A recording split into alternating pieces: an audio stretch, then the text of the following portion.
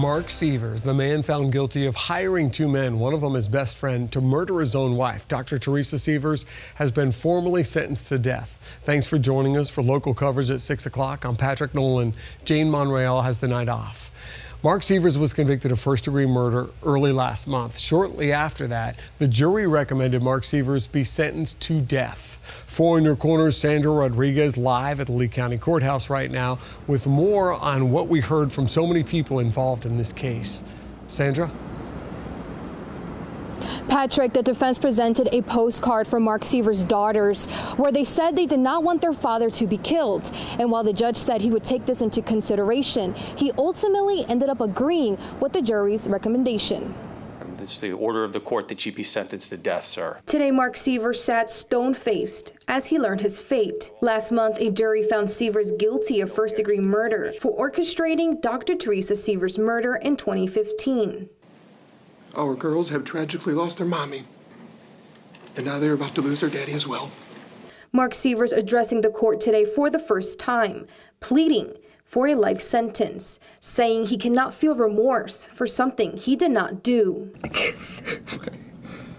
In a press conference following the sentencing, Teresa Sievers' family emotionally said it's been a long 4.5 years waiting for this day. Our focus now is to go on to take care of the girls. Teresa Sievers' mother, Marianne Groves, said her modern-day Mother Teresa would still be helping others from up above. I always called her that because she always was trying to help people. She put everybody before herself. The amount of lives that she touched is incredible. She was 10 pounds of dynamite in a 5-pound bag. Mr. Wright, who killed Dr. Teresa Sievers?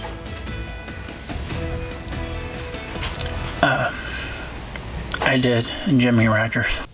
The key witness in the Dr. Teresa Sievers murder trial testifying today, Curtis Wright, testified against Jimmy Rogers. As part of Wright's plea deal, he got a lighter sentence. He's serving 25 years for his role. Wright says that he and Rogers killed the doctor after her husband hired them to do it. Now, he's also expected to testify against Mark Sievers, who's his best friend, when his trial comes. I'm Patrick Nolan, along with Jane Monreal, who's anchoring our live coverage from the Lee County Courthouse. Literally gave me a sick feeling in my stomach to hear the graphic nature of this testimony today, Jane. Absolutely chilling, Patrick. We heard a lot of information from Curtis Wright. He took the stand. It was chilling in the courtroom. He was getting choked up as well as he talked about how he actually murdered Dr. Teresa Sievers. Of course, like you said, he took the plea deal. But we hear more about possible motives, his relationship to Mark Sievers. They were high school friends. Want to bring in now, for In Your Corner, Sandra Rodriguez. It was almost like you could hear a pin drop in the courtroom when he entered. It was very chilling. Yes, Jane, it was that testimony that everybody was just waiting to hear from the person who already admitted to killing Teresa Sievers. When he came out, right off the bat, asked, who killed her? And he said, I did. And he said Jimmy Rogers did as well. And then he walked the jury through the events that led up to Teresa's murder, how him and Rogers were waiting inside of the home for her to arrive from her trip, and how she got there earlier than they expected her to get there, so caught them off guard. Yeah, it kind of, it was just off the whole time. And then when he talked about the weapons he used and grabbed a hammer because it was there in the room, it sounded like they had nothing planned. Exactly. He said that they weren't sure how they were going to commit the murder. They were hoping just to get her to get unconscious and then do something. But he says that when she got there and started to walk inside, he followed behind her. His reaction was to grab a hammer that was laying right there, was walking behind her, and as soon as she heard when he kicked the dog bowl and she started to turn around, he says that he panicked and just hit her with the hammer.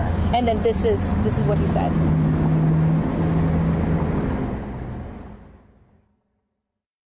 What was your expectation when you hit her with the hammer? I expected it to knock her out. It didn't knock her out, did it? No. It's a little more difficult than you thought it would be? I've never hit anybody with a hammer before. You could hear how he gets choked up when he's just recounting the events. And so he didn't know, he said, where Jimmy was at the time this happened. He didn't know, but then he said that Rogers came in and started hitting Teresa, and this is how he said that Rogers was hitting her. Just started hitting her over and over. How would you describe how he was hitting her?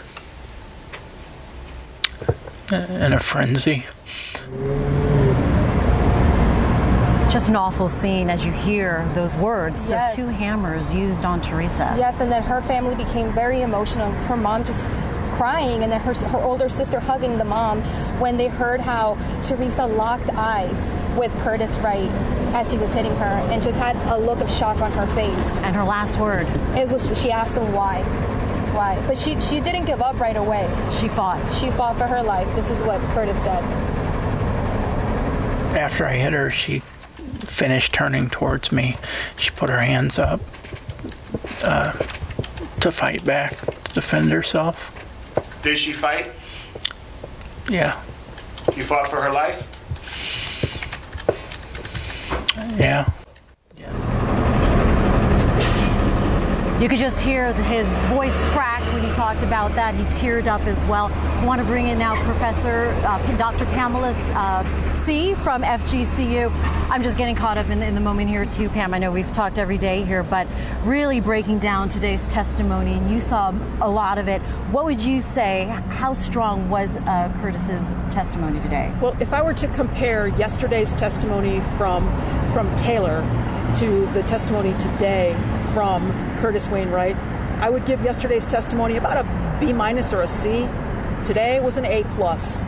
This was compelling to listen to what he was saying about how he knew Mark Sievers, how he and Mark Sievers planned this, and how he had contacted Jimmy Ray Rogers and managed to convince him to be a part of this plan. Yeah, I mean, just very, again, haunting as you hear how it all came to be. And then very disturbing to hear how, when he talked about Jimmy Ray Rogers saying, this is her destiny, as he's holding up a hammer. Right. That was absolutely chilling. It was disturbing. Because they were unprepared, they did not know how they were exactly going to commit this heinous crime. And Jimmy Rogers, reportedly, his nickname is The Hammer. The Hammer. And then he saw the hammer in the garage and said that.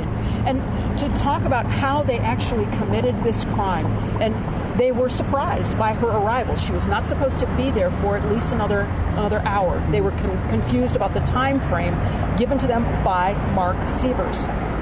So when she actually walked into the room, they were surprised that she was there, and he grabbed the first thing available and swung to hit her.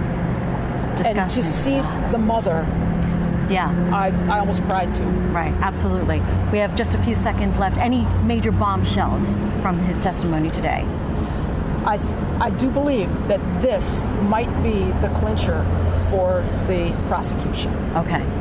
We're going to hear cross-examination for Curtis Wright tomorrow morning. In the meantime, we're going to talk again to Sandra at 6:30 and more on the evidence that was presented earlier this morning that connected Curtis Wright as well as allegedly Jimmy Rogers to Southwest Florida. That will be coming up. In the meantime, you could always go and catch up with the trial and keep up